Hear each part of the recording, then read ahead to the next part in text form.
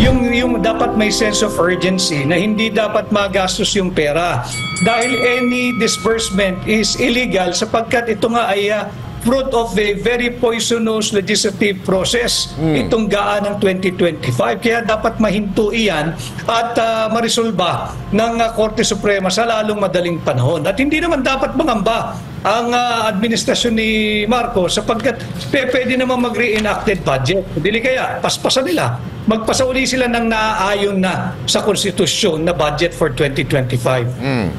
Attorney Vic, may ipinapalabas po ang mga makakaliwa na parang pinapalabaso nila na etong mga blanco daw ay si dating Pangulong Rodrigo Roa Duterte daw ang pasimuno. Parang gusto nilang palabasin sa taong bayan na ito ay nanggaling sa inyo. O, kasi yung iba, diba, yung mga ibang mga pumirma, sinasabi nila na wala nga daw blanco doon. So, bakit parang nagkaroon doon bakit daw nagkaroon na ng blanco doon sa ano na yun?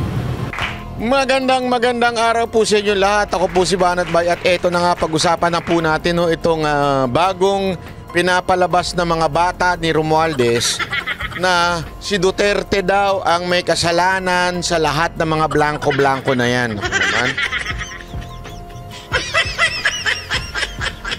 Sabi nga ni Attorney Vic, hindi naman kasalanan niya ni Pangulong Duterte, kasalanan niya yan. Kayo naglabas ng nagbigay ng resulta ng BICAM report na blanco. So wag niyo sasabihin na si Duterte. Kung wala naman kayong nilabas na BICAM report na blanco, edi wala sanang issue. Ngayon, porket kayo ay pinuna ni Attorney Vic at ni Ungab at ni Pangulong Duterte, sasabihin nyo na naman si Pangulong Duterte. Pagkataon lang, hindi tanga itong si Ungab, si Attorney Vic at si Pangulong Duterte. Pero yung mga bata mo, ewan ko sa inyo. O, panoorin po natin tong balita bago tayo pumunta sa detalye. Ang dami ko nating pag-uusapan ngayong araw na ito. O, pasok.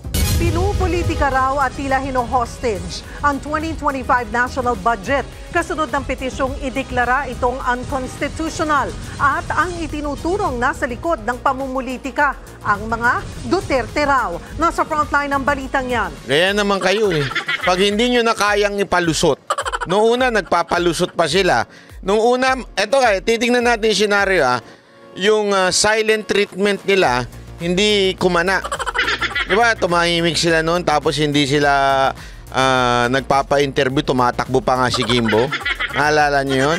O, di noon pa lang, alam na nating meron na silang problema. Tapos, nung sumagot, mali-mali naman yung sagot.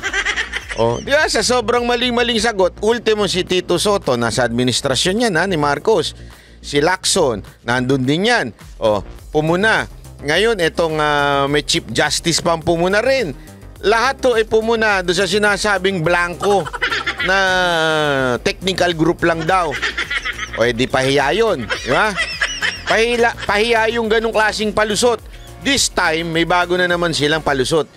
Si Duterte may kasalanan yan. Basta talagang mailusot lang ninyo itong kawalangiang ginawa ng BICAM, ewan ko sa inyo talaga. O, eto pakinggan. Marian Enriquez. Kung si House Appropriations Committee Vice Chairperson Zia Alonto Adyong ang tatanungin, obvious kung sino ang nasa likod ng pagpapaputok. Ano ba nagawa nito sa Pilipinas? Anong nagawa mong trabaho, Congressman Adyong? Yung totoo. Alam ko nga, ewan ko pero mamaya, google ko muna, titignan natin Issue ng national budget. Kasi kung titingnan mo rin kung who are the people behind the filing of the questioning the budget before the Supreme Court, they are all well connected with the Duterte. Nitong Lunes, naghain ng petisyon sina Davao City 3rd District Representative Isidro Ungab at dating Executive Secretary Vic Rodriguez sa Korte Suprema para ipadeklarang unconstitutional ang 2025 national budget. Sina Ungab at Rodriguez ang kasama ni dating Pangulong Rodrigo Duterte sa isang programa kung saan unang inungkat ang BICAM report. Ayon kay Adyong, pinupolitika ang budget at tila hino-hostage ang pondo ng bayan. Nauna nang iginit ni Acting House Appropriations Chairperson Stella Kimbo na napagkasundoan na ng mga miyembro ng BICAM ang halaga ng blankong items. Ang tanging ginawa na lang ay nilagay ang mga numerong ito sa BICAM report. Sa panayam naman ng programang Storycon ng One News kay dating Senate President Franklin Drilon, sinabi niyang walang future ang petisyon ni Ungab at Rodriguez. Valid daw ang GAA at hindi raw sapat na dahilan ang kontrobersyal na BICAM report para baliwalain ang pirmadong budget. Pero giit din ni Drilon, tila Kamara ang nagkontrol ng pondo at hindi si Pangulong Bongbong Marcos. I urge the President, recover that control for the good of the country. Sa Senado, 24 na taon na akong tumingin ng national budget. Ito po ang pinakakurap. Tingnan mo kahit si Drilon. Hindi huy. Ito kasi para maintindihan nyo, na katarantaduhan yung sinasabi mo, Adyong. Yan ang katotohanan, katarantaduhan yan. Si Duterte, ito nga mismo nagsasabi, hindi nga, ito galit nga kay Duterte ito May sinabi pa nga siya dyan na parang hindi maganda kay Duterte pero sinasabi niya, ito ang pinakakurap na budget sa kasaysayan ng Pilipinas. So don't tell us na ang punot dulo nito ay si Duterte. Hindi ho.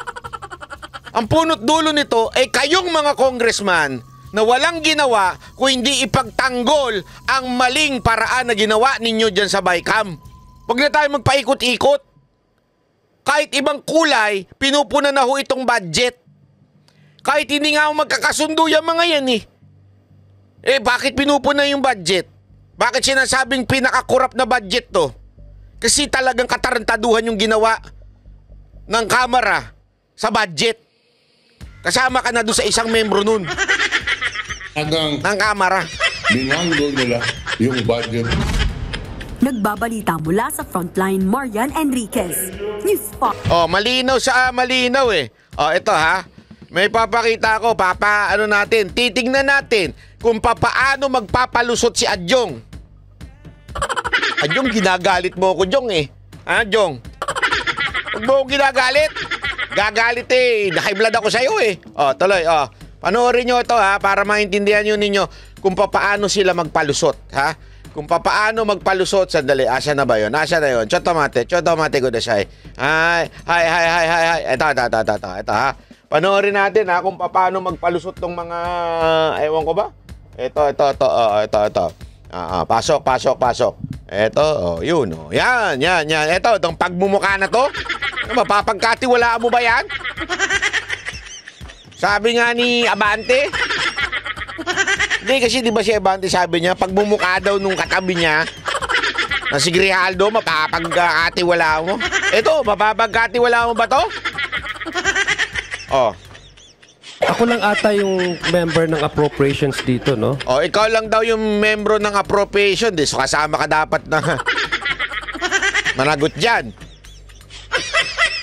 Among the group. So, ako rin sa isa sa mga nag-defend ng budget ng mga ibang ahensya doon. First of all, tama yung sinabi. I agree with my two colleagues here. Lahat naman may right to question anything under the sun before the Supreme Court. Kasi we are democratic. Ihimayin natin sinasabi niya. Kasi dito, yung palusot niya, hindi lulusot Bakit? Paano ko masasabi? Kasi, sandali.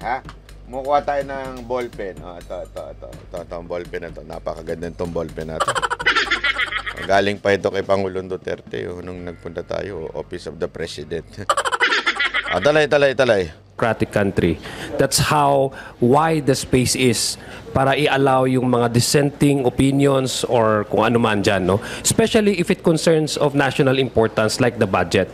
Number 2, yung sinasabi po nilang blank items, ganito po yan. In the House of Representatives, when we approved the 2020 NEP pa yun, di ba? Yan, NEP. We're talking about NEP, yung una. So, ito para maintindihan natin, kasi ito, pinapaikot-ikot niya, nililin lang niya yung mga media. So, NEP when we approve, the House. So, may enrolled bill yan. Same thing, the Senate also. So, sa NEP, may enrolled bill daw. So, sa Senate, Sabi niya, also sa Senate, meron din yan. Sa Senate, halimbawa, lagay natin dito. Nakalimutan ko kasi i-prepare yung sa Senate at saka sa House, HOR. May enrolled bill yan. Ito, iniwalay na natin, ha? Yan. Senate, ang pangit na sulat mo, Banat Bay. Senate, at saka sa House. May enrolled bill sila. Meron silang dinideliberate, inaayos na budget. May sari-sariling version. Okay, ng budget, letter B. Ayan. Tuloy natin. Approved their version of the NEP. So, Meron daw silang sariling approved na version ng NEP, yung National Expenditure, di ba? Meron daw. May sari-sarili, Senate, may House. Tama, mali? Yan, tuloy natin. Upo sila sa BICAM. Of course, there are line items. Then, uupo sila sa BICAM. Magsasama sila sa BICAM. BICAM. Itong BICAM na ito, BICAM. Uupo sila dito. Yan, sa gitna. Magkasama. Para kasi may mga line item daw. Merong aayusin. Tingnan natin.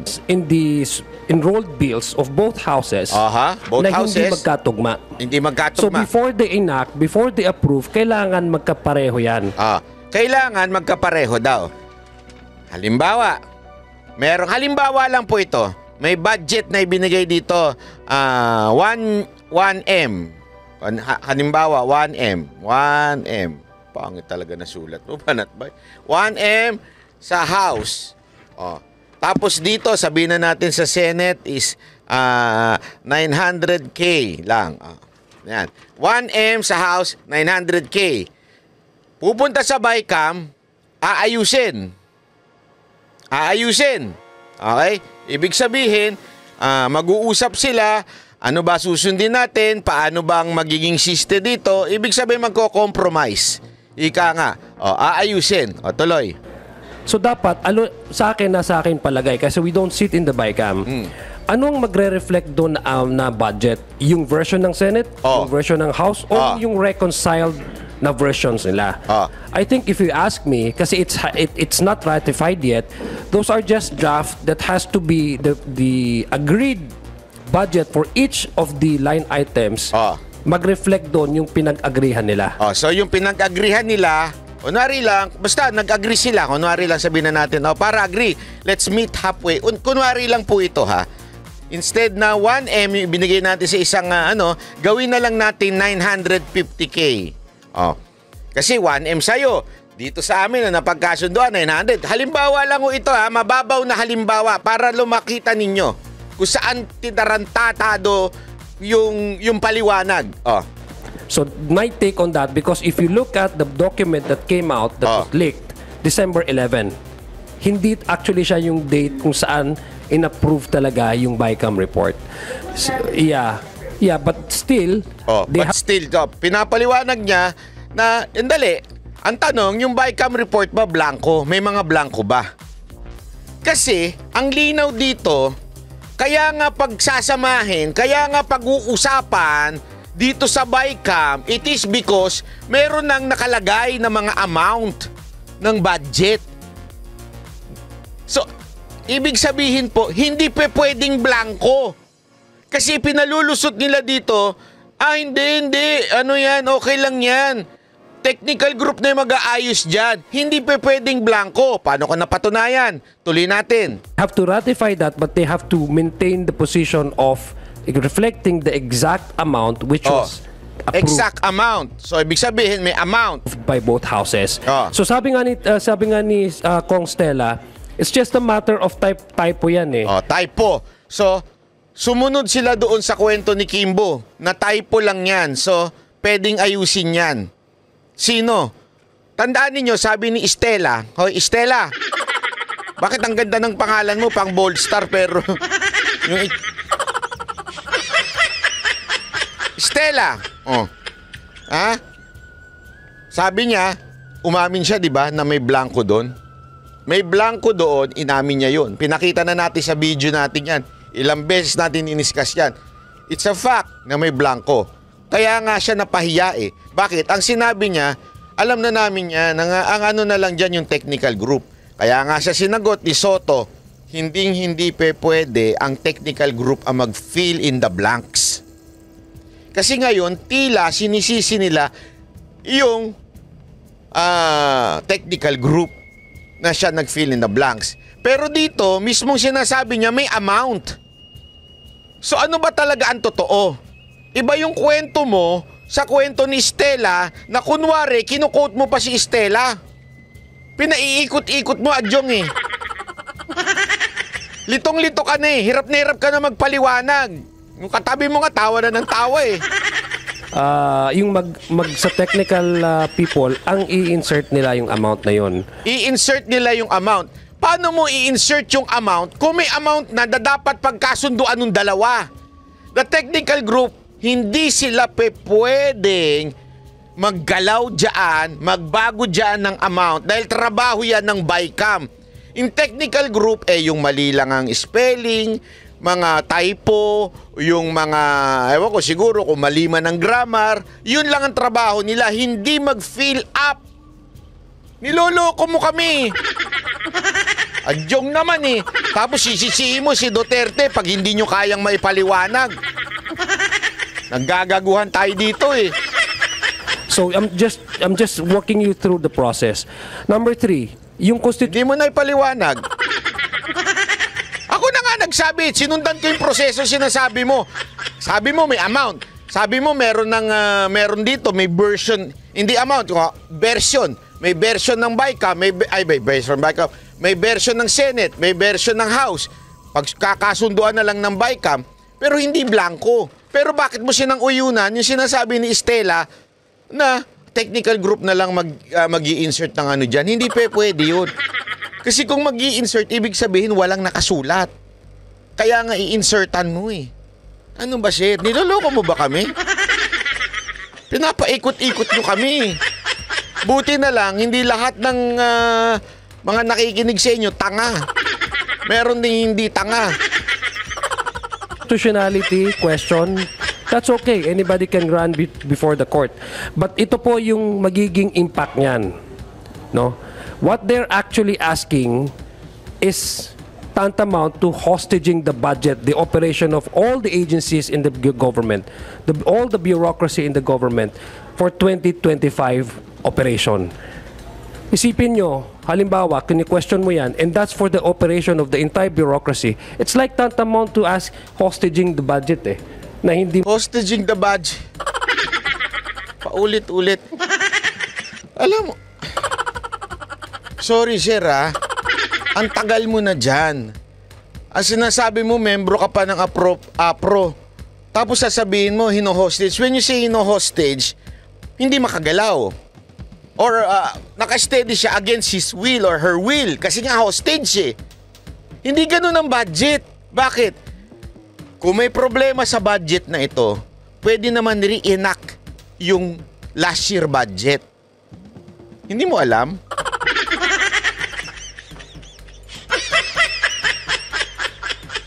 Tanga-tangahan tayo, sir. Ako nagtatanong lang, ha? Pwedeng i-reenact. Yun po ang pwedeng gawin. So, anong sinasabi mong hostage? Sige nga.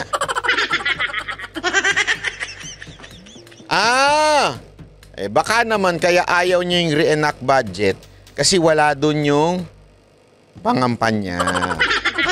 Wala dun yung akap. Ano pa? Wala dun yung AYEX. Mababa lang. Hindi kasya sa ipinangako ng inyong amo. Tama, mali. Yan ang nakikita ng taong bayan kung bakit ayaw nila na ayusin muna tapos i-reenact na lang yung last year budget. Kasi nga po, hindi pang campaign yung last year budget. Malapit na ang kampanya. Paano na kami?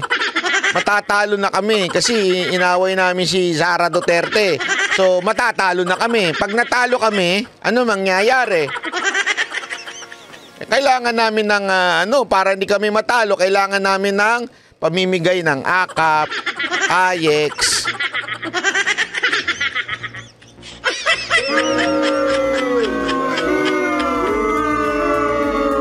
Baka kaya ayaw nyo yung re-enact na budget. Yun, yan ang problema eh. Hindi muna ipapagalaw yung ating mga birokrasya. Kung halimbawa lang, the worst case scenario that the Supreme Court says is unconstitutional, what would happen? Reenacted budget tayo. Oh, yung pala. Gusto nyo ba na may confidential funds yung mga tinanggalan? Yun!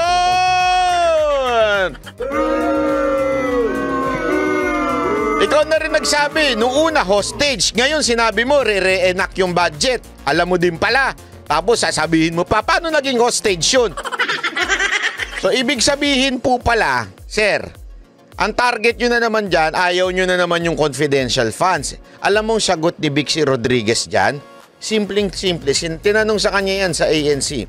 Ang sagot lang niya dyan, simple lang naman eh.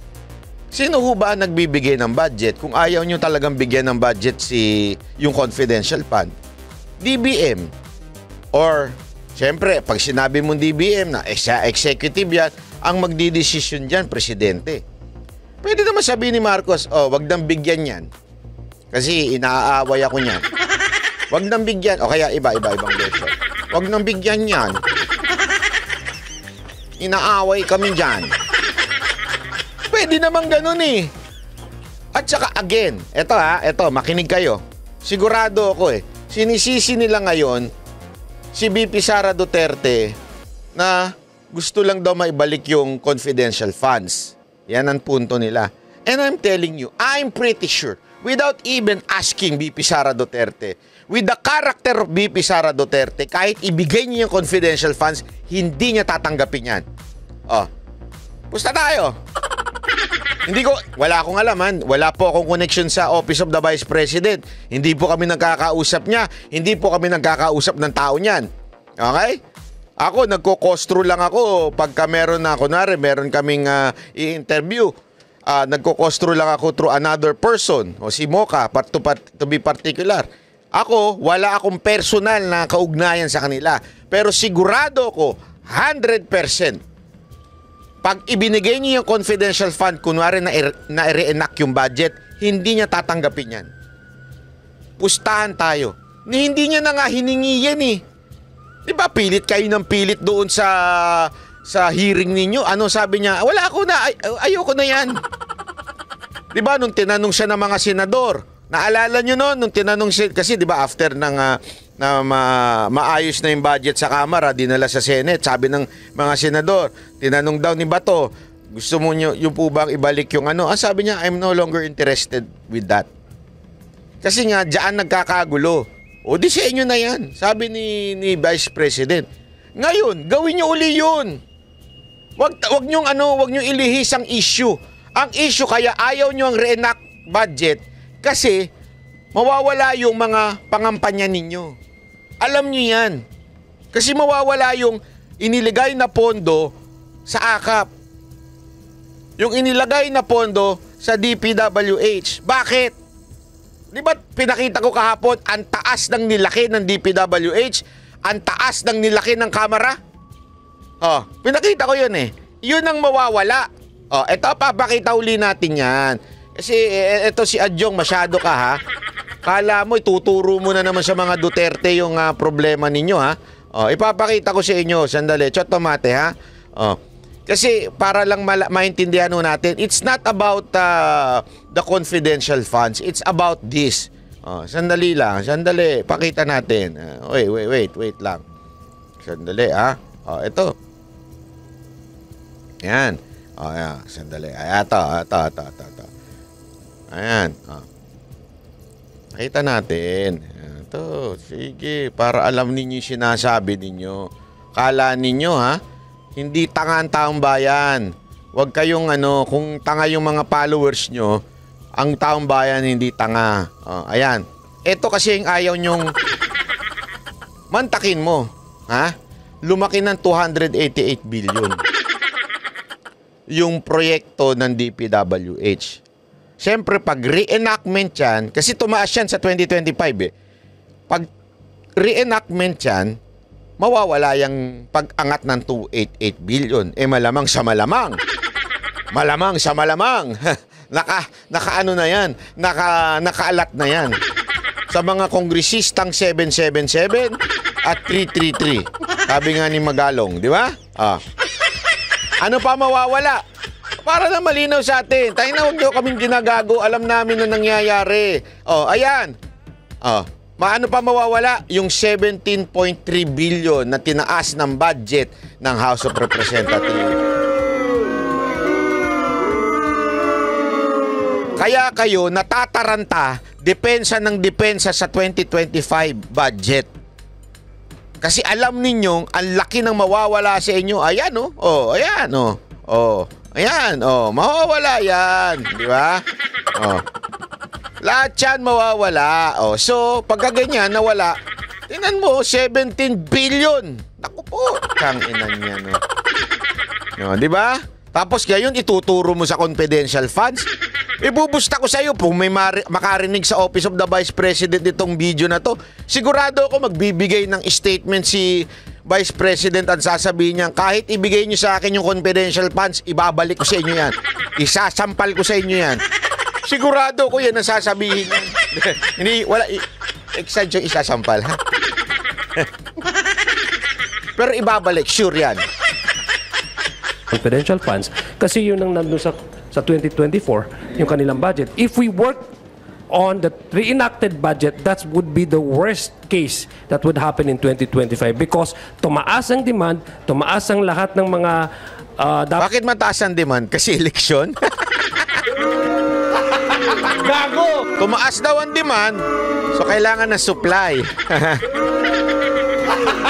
Gago! Dapat na programa na ibibigay ng gobyerno, may mga aligned items in 2024 na tinanggalan natin ng pondo like the confidential funds. Like the PhilHealth. Hindi lang yung confidential funds. Masyado ka nakapokus na naman kay Sara Duterte. Multo ba sa inyo si Sara Duterte? Mayat maya nakikita ninyo? Hindi Bakit praning na praning ka kay Sara Duterte? Huwag ka mag-alala pag naging presidente na yon. Sisiguraduhin kong kasakangkungan ka pupulutin. Hindi ka na mananalo. Kaya talagang todo-todo ang sip-sip. Kay Romualdez, tama mali? Ako ba, tama o mali? Ibabalik yon based on the reenacted budget in 2024. Meron silang budget, ibabalik ba natin yon? So I think that's the thing that we also need to understand. So in terms of the issue on constitutionality, sabi nga ni Kong Roch, it has gone through the regular process. Nagkaroon ng debate. It's just a matter of agreeing both the House and the Senate on a contested line item. Nasabi naman ni Kong Stella, i-reflect naman yun Hindi naman yun talaga blanco Sino ba naman ang mag-approve na yan na blanco? It's just a matter of reflecting the exact agreed budget for each of the line items. Sinabi na nga niya Sumagot na nga siya ng yes. Sumagot na siya ng yes. Magpapalusot ka pa. Sumagot na siyang yes. Diba? May video yun Kaya nga, reaction ni Tito Soto? Kailangan dumaan sa... Diba? Kaya nga ganun ang reaction ni Tito Soto Dating Senate President. Dating Senate President ni si Drilon. Bakit ganun ang kanilang mga reaksyon? Simpleng-simple lang. Tutoy. Mas may alam to mga to. Mali talaga yung ginawa ninyo dyan sa BICAM. Kung kasali ka man pero kung hindi ka kasali dyan sa BICAM, mali ang ginawa ng mga tao dyan sa BICAM. Actually, ang sabi nga nung naririnig ko nga baka yung BICAM, hindi yun pa ang report Meron pang isang cam. Naku, ang pangit naman pakinggan YouTube, ibang cam yung sinasabi ko committee, ibig sabihin nun. Committee, ika nga, committee. Diba? Baka nga hindi lang sa BICAM yan Baka meron pang isang fourth, sabihin na natin, fourth chamber, sabi nga nila. Kasi first and second chamber yung Senate, House, tapos third chamber yung BICAM, fourth chamber si Tinanong natin niya kay Attorney B kung ano yung fourth chamber. Malalaman ninyo. Tuloy. So yun po yung take ko doon. We cannot afford to have a reenacted budget. Sir, clarification lang on the confidential funds that you mentioned. Kasi, correct me if I'm wrong, pero even noong 2024, parang tinanggal na yung confidential funds. But there are still portions of some of the confidential funds in line agencies that maintains enjoy a certain portion of confidential funds. But it was not taken out eh. I think Sandali nga, let me check on that. Kasi sinasabi ng reporter, 2024 budget of OBP confidential fund wala na daw. So nagpapalusot ito. Hindi, yung iba meron pa. Wait Aha. Wait lang, chotomate.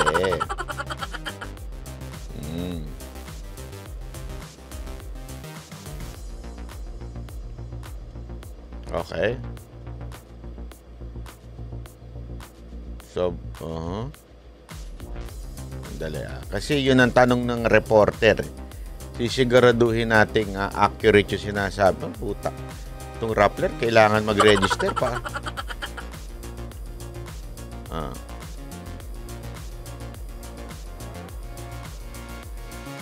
Wait lang Let's see. Wala. Sayang itong Rappler, kailangan pang mag-register. Ayun, ito. Ayan.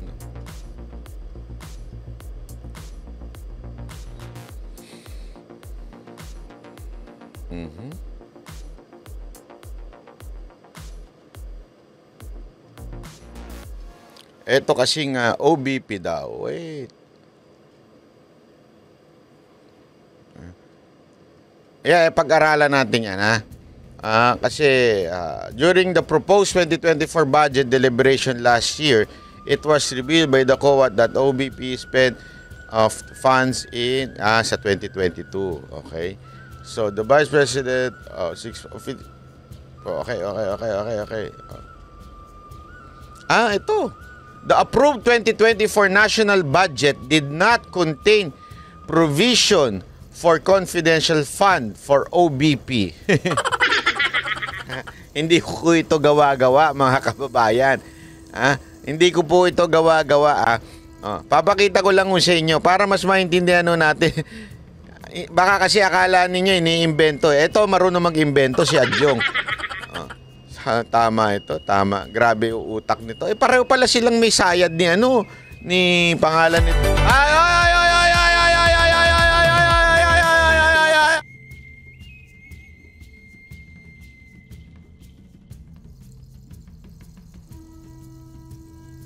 Sorry naman.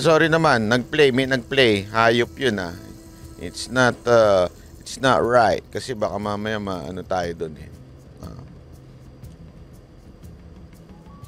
Ito. Ta.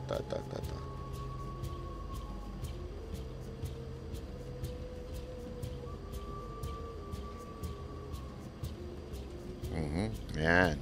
Papakita natin. Para, ito.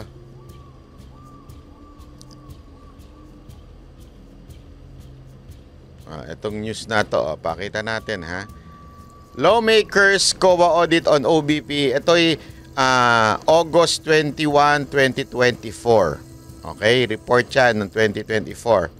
Ito sabi dito. Sa baba, nakasulat. The Vice President Ayan, sorry, nawala. Asus, agoy. The approved 2024 national budget did not contain provision for confidential funds for OBP and Education Department.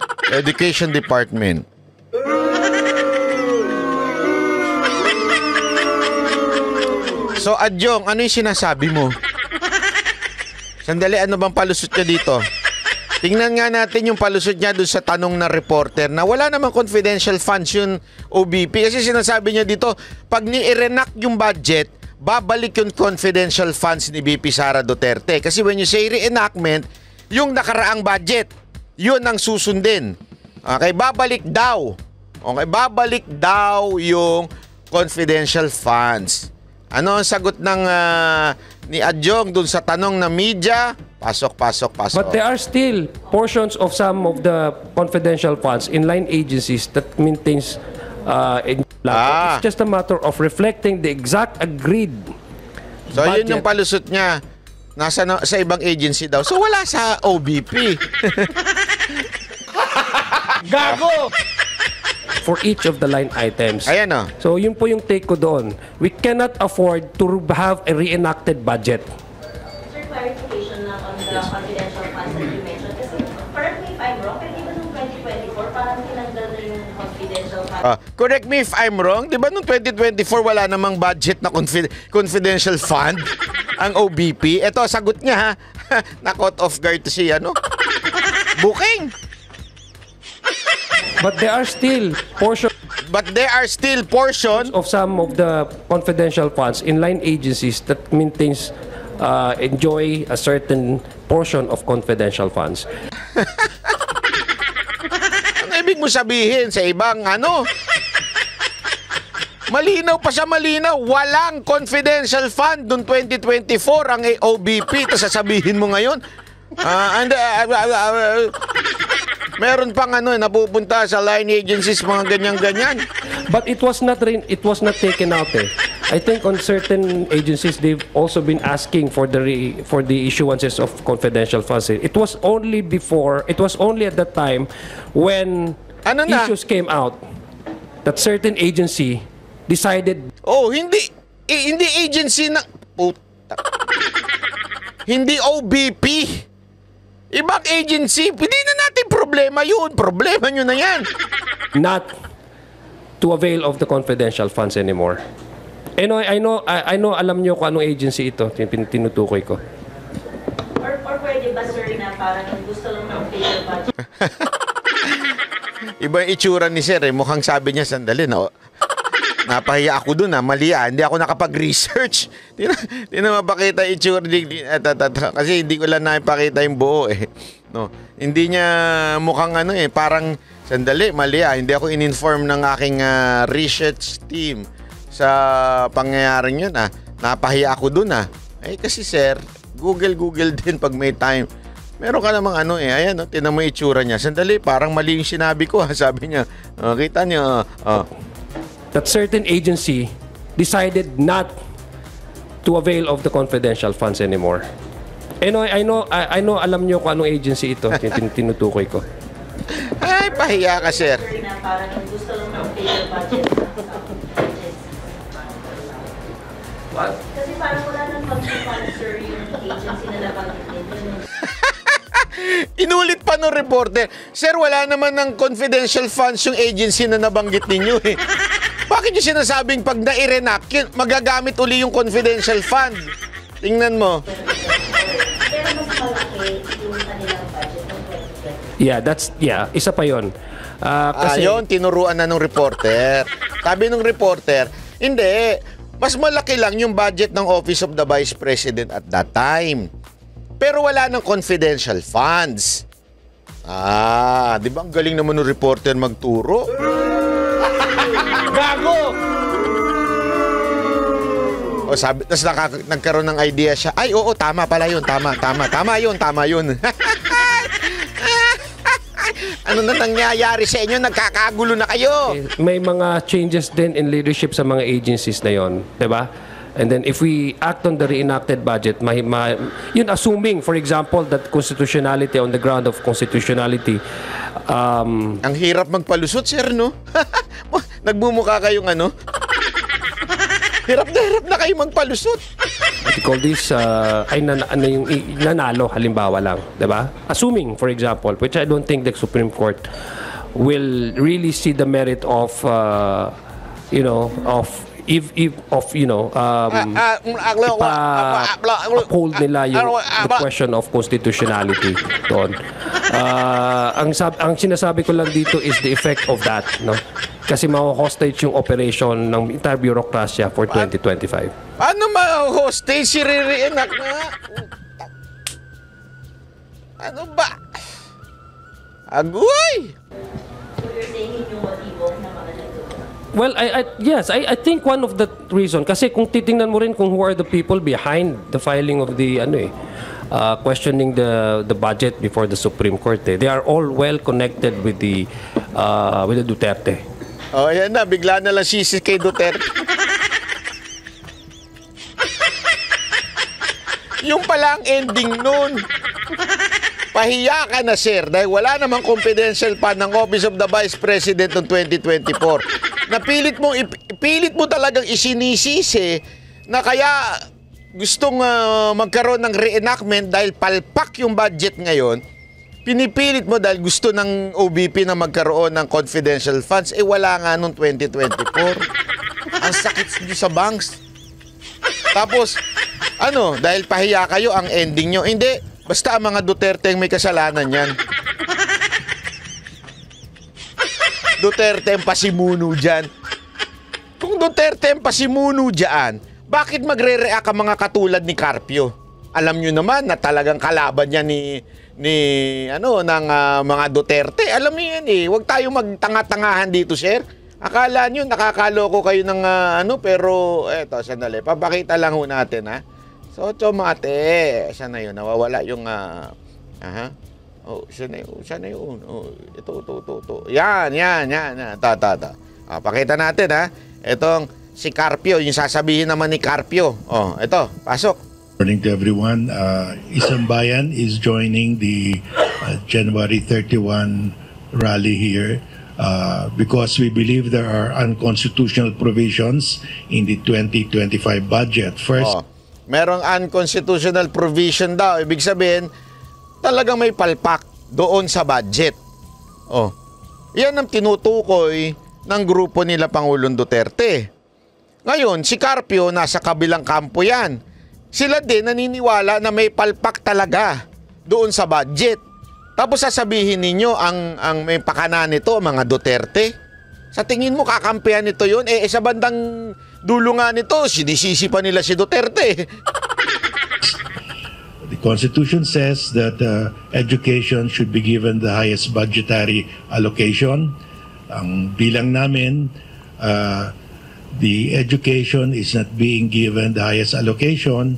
Sabi ng Malacanang, highest raw, dahil sinama nila yung budget ng TESDA. Ang TESDA naman, ang tinuturo nila, gardening,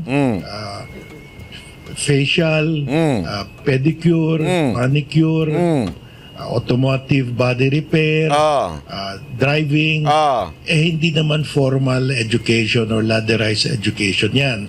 Ang budget ng TESDA is about 20 billion. Pag tinanggal mo yon, talaga mas malaki yung budget ng DPWH. Yung DPWH naman, dinagdagan ng Congress ng about 189 billion in insertions. Ang ginawa ng Presidente, kunyari, vinito niya several items sa DPWH amounting to 26 billion lang. Hindi niya ginalaw yung insertion ng Congress of 189 billion. So yung budget for flood control, for rock netting, etc. ng nilagay ng Congress, hindi niya ginalaw. Ang ginalaw niya, yung unprogrammed appropriation na wala namang pundod. Binito niya about over 100 billion plus, pero walang epekto yon dahil wala namang pundo yon. Window dressing ang tawag doon. Pangalawa, we are also questioning the constitutionality of the 2025 GAA dahil zero allocation ang binigay sa PhilHealth. Sabi ng saligang batas, health should be given priority. Zero ang binigay . Walang... So, ayan, malinaw po mga kababayan. They are really questioning the budget.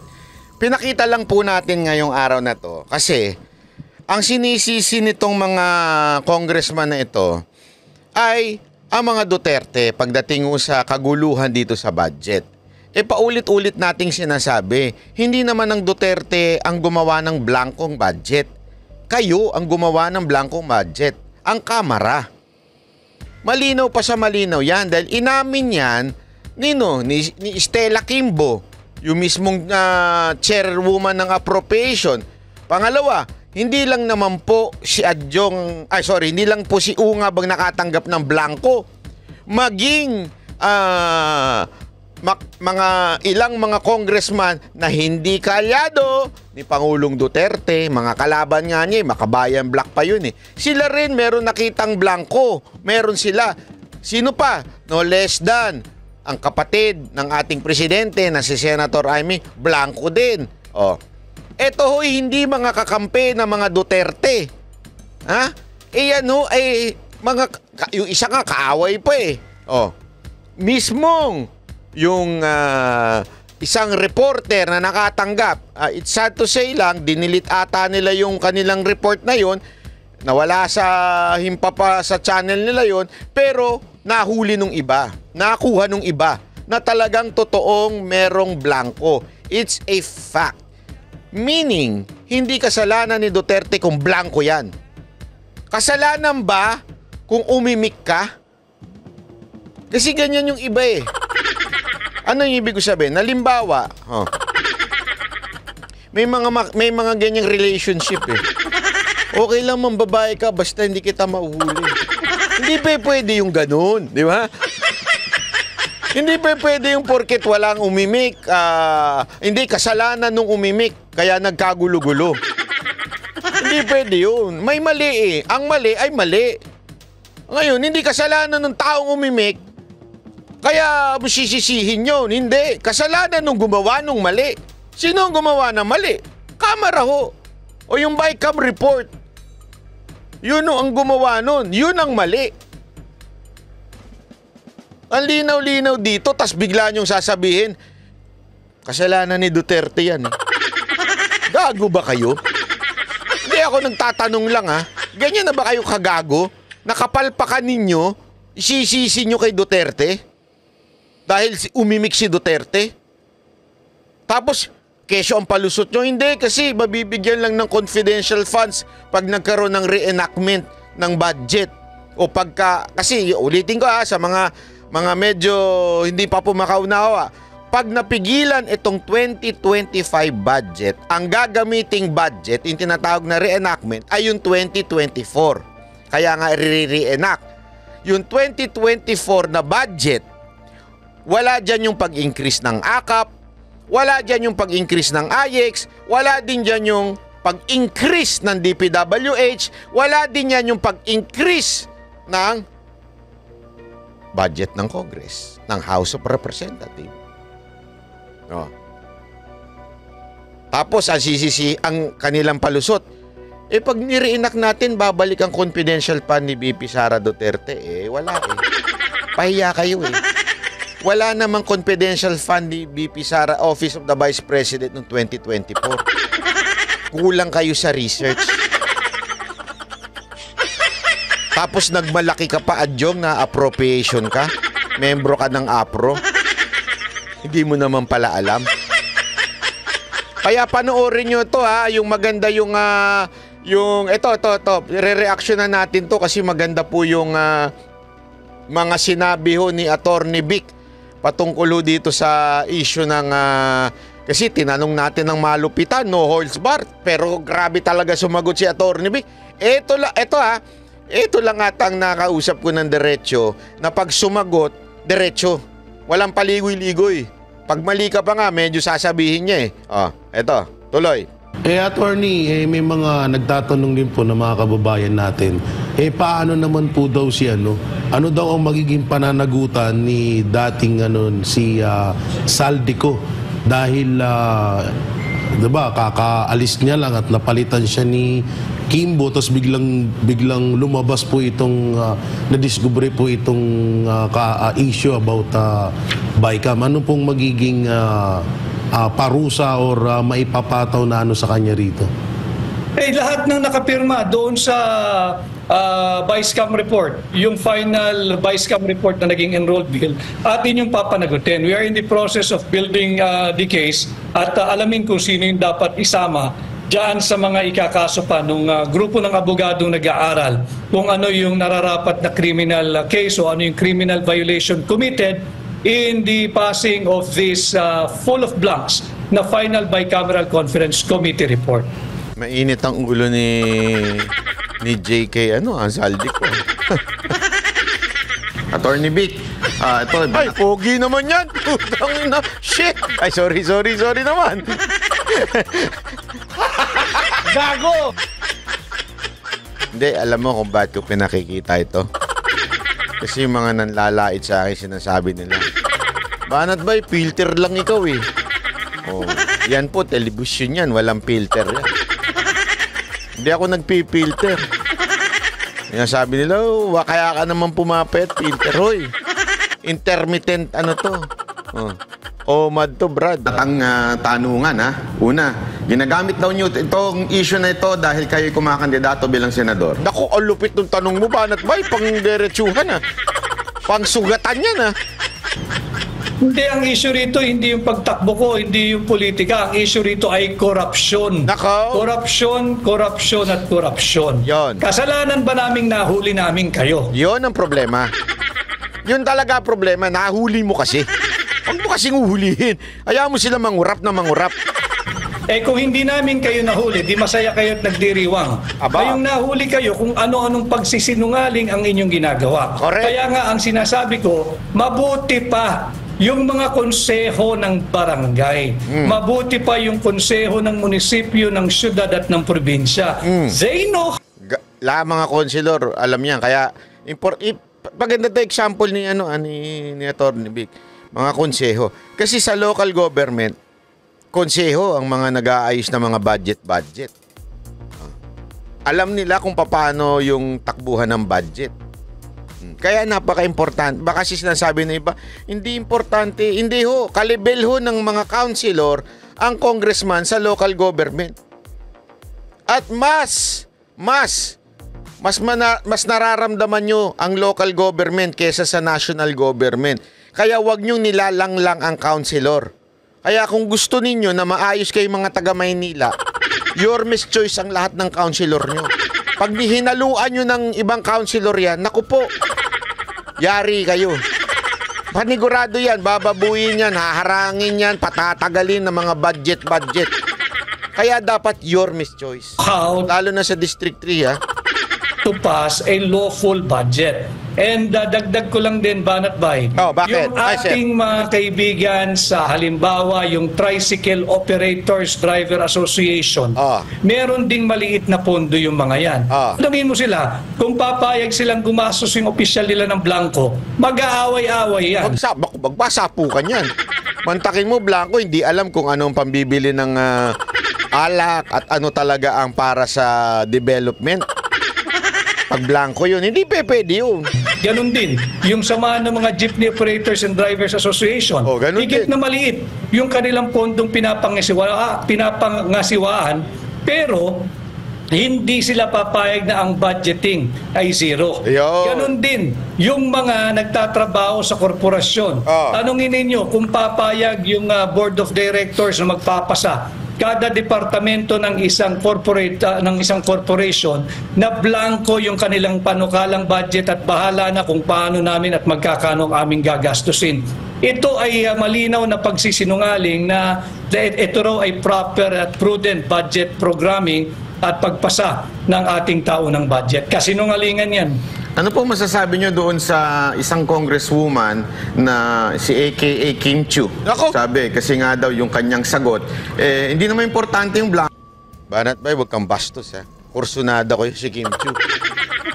Tapos ikukumpara mo dun sa congresswoman na naiwan sa rep. Bastos ka, Banat ba Ang pakatarantado mo Gustong-gusto ko ba naman niya si Kim Chiu, hindi tumatanda. Mukha pa rin bata. Hanggang ngayon. Kahit may edad na. Tapos, wag mo nga. Ikaw lang, Mr. Right. You're almost right. Ano naman Nasira lang sa akin si Kim Yo dahil dun sa bawal ang lumabas. Ang lumabas ay pagka nasunod mo na pwede ka nang lumabas. Hindi kasi may ganung congresswoman kanina na nagsalita. Hindi ko na lang pinlay. Ang sabi ba naman hindi ano lang naman yung pirmado lang naman is yung ang importante diyan yung pipirmahan hindi blanco. Ang importante pinirmahan yung walang blanco. Anong masasabi niyo ho doon? Dapat doon magalit si Bongbong Marcos dahil isinubo siya ng mga ganong klaseng pag-uugali na talagang walang respeto sa saligang batas, di bali ng blanco, importante pinirmahan hindi blanco. Ang tanong, sino nga naglagay ng mga halaga doon sa blanco? Yun ang hindi nila magets Kaya ayaw nilang tanggapin na may blanco sa BICAM report kahit nagsalita na at nadulas na ho si Kimbo. Kasi nga, the mere fact na may blanco, meron nag-fill up. And hindi ho pwede yun. Bawal ho yun sa ating batas. Bawal na bawal. Dahil yun ay kriminal. Bawal yun. That is a criminal violation. Yun ang atin dapat din alamin. Diretsong tanong, si Romualdez po ba yan? Grabe naman yung katanungan mo, Banat Bay. Walang ganyan tanungan. Nilalagay mo sa spot si Atty. Vic Hindi kasi ayoko na yung paligoy-ligoy pa Di ba yung kailangan pa magparinigan. Diretso yun na. Sino ba yan? Si Romualdez ba yan? Hindi rin natin nalalaman. Kaya nga tanong ko, lalaki ba siya? Nako. At yung tanong ko, babae ba siya? Nako. Grupo ba sila? Marami ba sila? Nako. At ito ba ay bukod pa sa third chamber or third house? Meron bang fourth chamber or fourth house na hindi natin nalalaman? Sapagkat wala nga transparency. Nako, ibig sabihin, bakit kaya sinabi ni Atty. Vic na may babae? Ewan ko Sino ba yung babae na yon? Nako po, patay tayo dyan. And that's why we're demanding for transparency and eventually we will demand for accountability. Coach Oli? Ako, Atty. Vic, alam ko kung... mas pogi naman si Banat Bay kay Coach Oli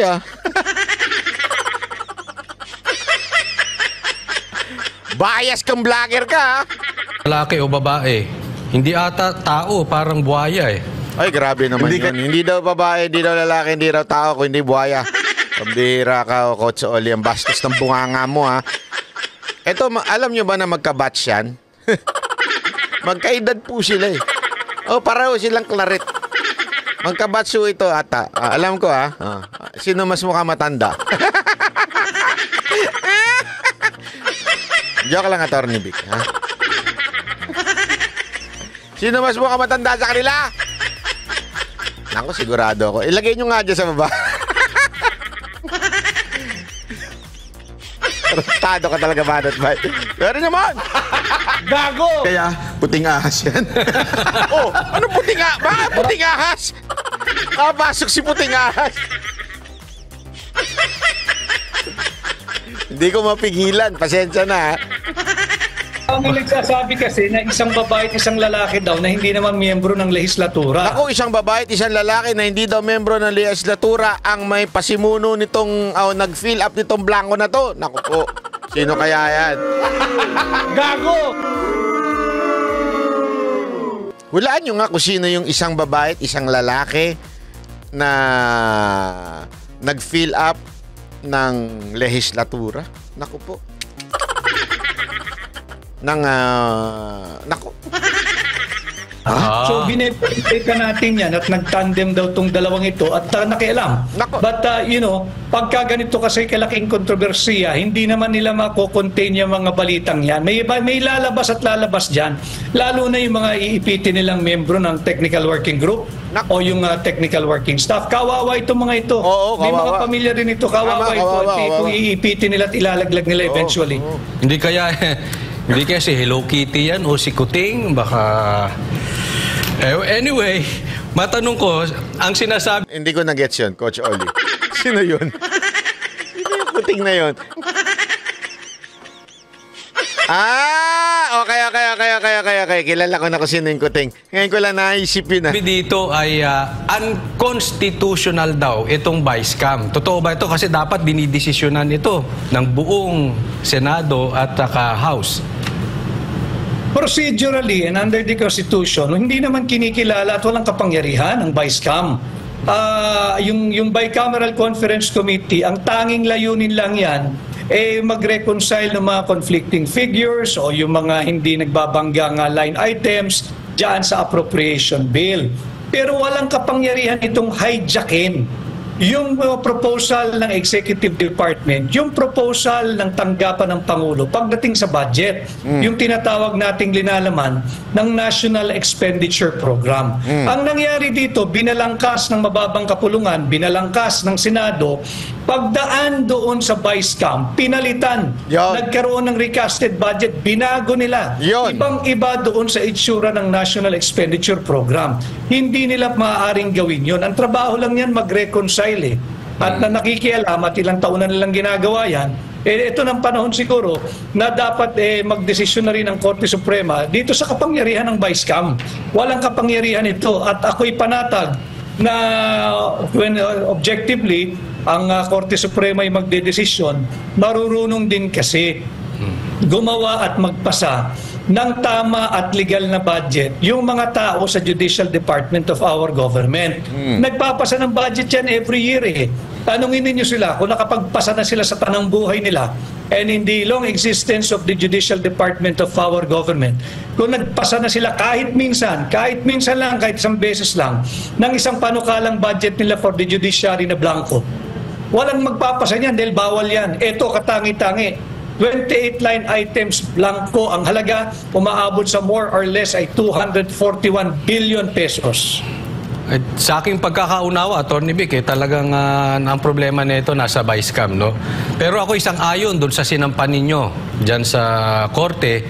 At sana nga, sangayon din ako na sana mas maraming maparusahan. Kasi talagang pag walang naparusahan dyan, uulit-ulitin. Pero ang tanong dito, kailan kaya yan? Kasi baka mamaya nagastos na nila yung pera, saka magdidesisyon ng korte, baka mamaya wala na si Marcos, doon pa lang lumabas yan. So patay na yung kabayo bago dumating yung damo. Kaya tayo... Sandali, ba't siya ang tinatanong mo? Ba't di mo tanongin ang Supreme Court? Sila magdi-decide Joke lang. Ay nagsampa ka na nga ng petition sa Korte Suprema because yung dapat may sense of urgency na hindi dapat magastos yung pera dahil any disbursement is illegal sapagkat ito nga ay fruit of a very poisonous legislative process itong GAA ng 2025. Kaya dapat mahinto iyan at marisolba ng Korte Suprema sa lalong madaling panahon. At hindi naman dapat mangamba ang administrasyon ni Marcos sapagkat pwede naman mag-reenacted budget. Dili kaya, paspasan nila. Magpasa uli sila ng naaayon na sa konstitusyon na budget for 2025. Attorney Vic, may ipinapalabas po ang mga makakaliwa na parang pinapalabaso nila na etong mga blanco daw ay si dating Pangulong Rodrigo Roa Duterte daw ang pasimuno. Parang gusto nilang palabasin sa taong bayan na ito ay nanggaling sa inyo. Kasi yung iba, di ba, yung mga ibang mga pumirma, sinasabi nila na wala nga daw blanco doon. So bakit parang nagkaroon doon bakit daw nagkaroon na ng blanco doon sa ano na yun? Di tanungin nila yung sarili nila. Bakit sila nagpasa ng isang blankong bicameral conference committee report?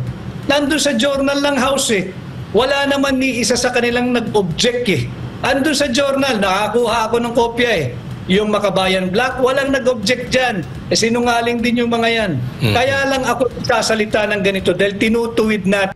Hindi rin pala sila nag-object Nakakuha daw si Atty. Vic na blanco Yung journal nakakuha tapos nandun naman daw ang mga pirma ng mga Makabayan Black.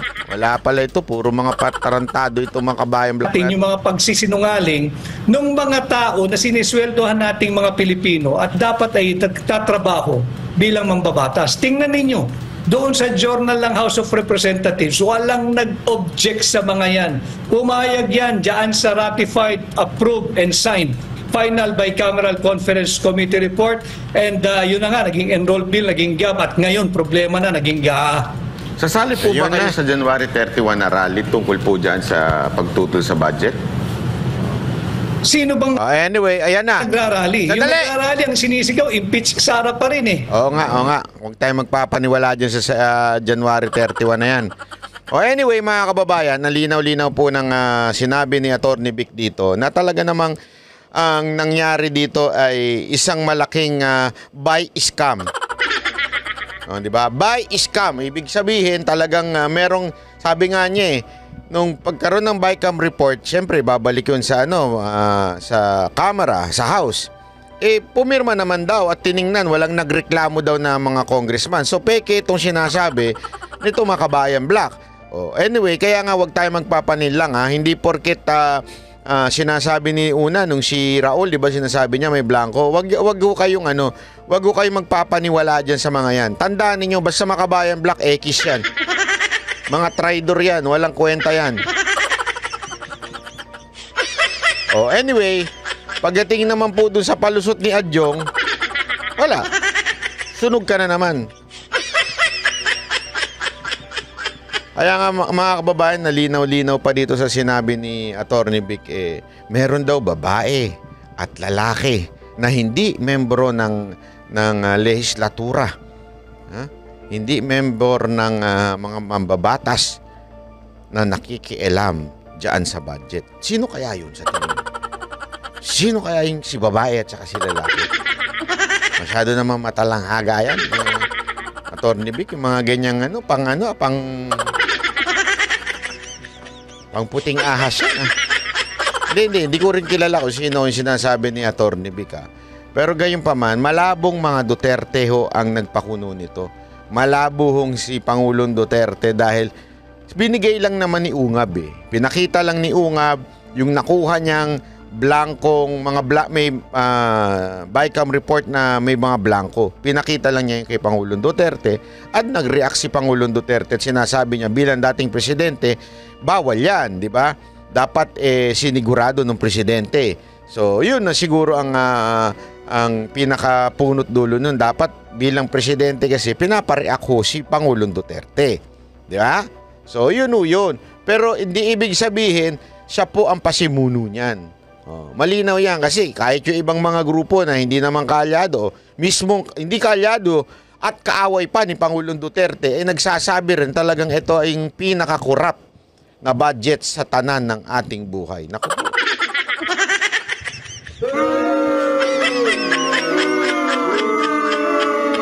Sino ba ang speaker ngayon? Si Romualdez. Okay, maraming salamat po. Ako po si Barat Bay.